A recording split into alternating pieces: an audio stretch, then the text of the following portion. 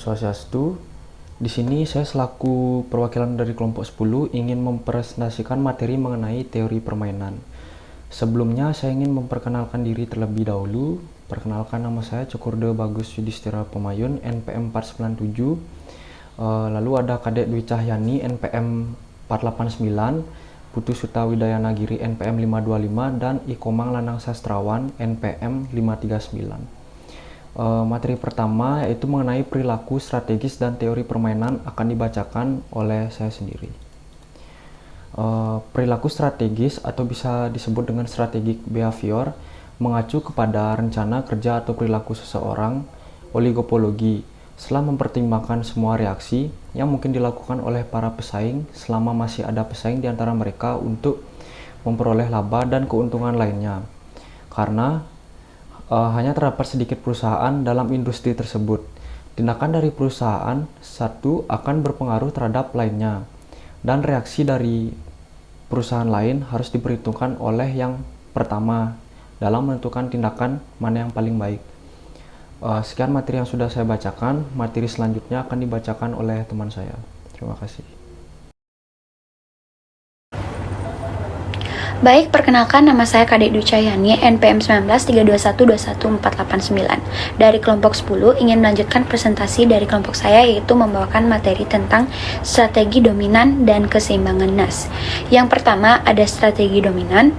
Untuk melihat bagaimana para pemain memiliki strategi yang memaksimumkan ganjaran mereka, marilah kita mulai dengan permainan paling sederhana dalam suatu industri yang terdiri atas dua perusahaan yang disebut dengan duopoli atau perusahaan A dan B.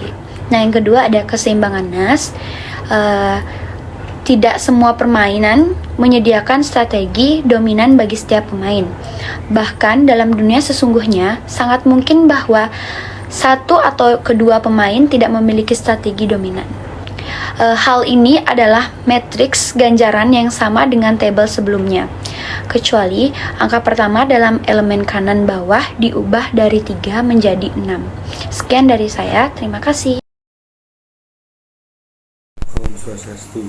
Perkenalkan, nama saya Putu Suta Widayana Giri, NPM 1932155 dari kelompok 10. Ini mempresentasikan materi tentang dilema narapidana.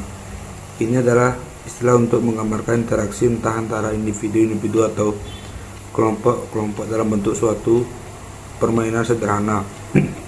Gagasan permainan dalam bentuk menirukan konflik-konflik yang ada dalam dunia nyata antara pandangan pemenang memperoleh segalanya dan perlunya kerjasama dan kompromi untuk memperoleh semua itu. Berikut adalah skenario dasar dari dilema narapidana. Dua narapidana napi diketahui telah melakukan jenis kejahatan X. Yang kedua, persaingan harga dan non harga kecurangan dalam kartel dan dilema narapidana tahanan para pelaku oligopoli. Persaingan harga menggunakan harga sebagai faktor utama dalam persaingan. Agar bisa bersaing, maka perusahaan harus mampu memproduksi pada tingkat harga terendah. Perusahaan seringkali harus mau dan dapat merubah harga.